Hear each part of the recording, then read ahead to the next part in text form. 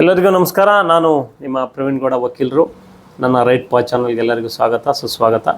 ಇವತ್ತಿನ ವಿಷಯ ಏನಂದರೆ, ನಿಮಗೆಲ್ಲ ಗೊತ್ತಿದ್ದಂತೆ ಒಂದು ಆಸ್ತಿ ಇರುತ್ತೆ.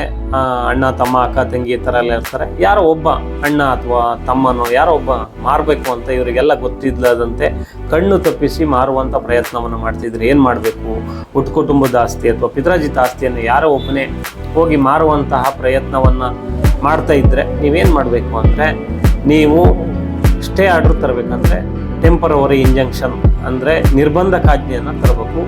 ಅಲ್ಲಿ ಜುರಿಸ್ಟಿಕ್ಷನಲ್ ಭೌಗೋಳಿಕವಾಗಿ ಯಾವುದು ನಿಮ್ಮ ತಾಲೂಕು ಇರುತ್ತೆ ಅಲ್ಲಿ ನ್ಯಾಯಾಲಯಕ್ಕೆ ಸಂಬಂಧಪಟ್ಟ ನ್ಯಾಯಾಲಯಕ್ಕೆ ಹೋಗಿ ಇಂಜಂಕ್ಷನ್ ಕೇಸನ್ನು ಸೂಟ್ ಹಾಕ್ಕೊಂಡು ನಾಟ್ ಟು ಅಲಿನೇಟ್ ಅಂದರೆ ಅದನ್ನು ಪರಿವರ್ತನೆ ಮಾಡಬಾರ್ದು, ಯಾರಿಗೂ ಪರಿವರ್ತನೆ ಆಗದಂತೆ ಮಾರಾಟ ಮಾಡದಂತೆ ನೀವು ಇಂಜೆಕ್ಷನ್ ಆರ್ಡರ್ ತರಬೇಕಾಗುತ್ತೆ. ನಿಮಗೆ ಗೊತ್ತಿರುವ ವಕೀಲರನ್ನು ಸಂಪರ್ಕಿಸಿ ಹತ್ತಿರದ ನಿಮ್ಮ ತಾಲೂಕು ಭೌಗೋಳಿಕ ಜುರಿಸ್ಟಿಕ್ಷನಲ್ ಕೋರ್ಟಿಗೆ ಹೋಗಿ ಸ್ಟೇಯನ್ನು ತರಬೇಕಾಗುತ್ತೆ. ಎಷ್ಟೋ ಜನ ನಮ್ಗೆ ಹೇಳ್ತಾರೆ, ಸರ್ ನಮ್ಮ ಅಣ್ಣ ನಮ್ಮ ಆಸ್ತಿ ಮಾರಕ್ಕೆ ಹೋಗ್ತಿದ್ದಾನೆ, ನಮಗೆ ಗೊತ್ತಾಗ್ತಿದ್ದಂಗೆ, ಅಥವಾ ಬದಲಾವಣೆ ಮಾಡ್ಕೊತಿದ್ದಾನೆ, ಖಾತೆ ಬದಲಾವಣೆ ಮಾಡ್ಕೊತಿದ್ದಾನೆ, ನಮ್ಮ ತಮ್ಮ ಮಾಡ್ತಿದ್ದಾನೆ. ಯಾರೋ ನಿಮ್ಮ ಕುಟುಂಬದಲ್ಲಿ ಕುಟುಂಬದ ಆಸ್ತಿ ಅಥವಾ ಪಿತ್ರಾಜಿತ ಆಸ್ತಿಯನ್ನು ಯಾರಾದರೂ ಮಾರಾಟ ಮಾಡುವಂಥದ್ದು ಅಥವಾ ಖಾತೆ ಬದಲಾವಣೆಯನ್ನು ಮಾಡಿಕೊಳ್ಳುವಂಥ ಪ್ರಯತ್ನವನ್ನು ಮಾಡಿದರೆ ತಾವುಗಳು ಸಂಬಂಧಪಟ್ಟ ಹಿತಾಸಕ್ತಿ ಇರುವವರು ಸಂಬಂಧಪಟ್ಟ ನ್ಯಾಯಾಲಯಕ್ಕೆ ಭೌಗೋಳಿಕವಾಗಿ ನಿಮ್ಮ ಜುರಿಸ್ಟಿಕ್ಷನಲ್ ಕೋರ್ಟಿಗೆ ಹೋಗಿ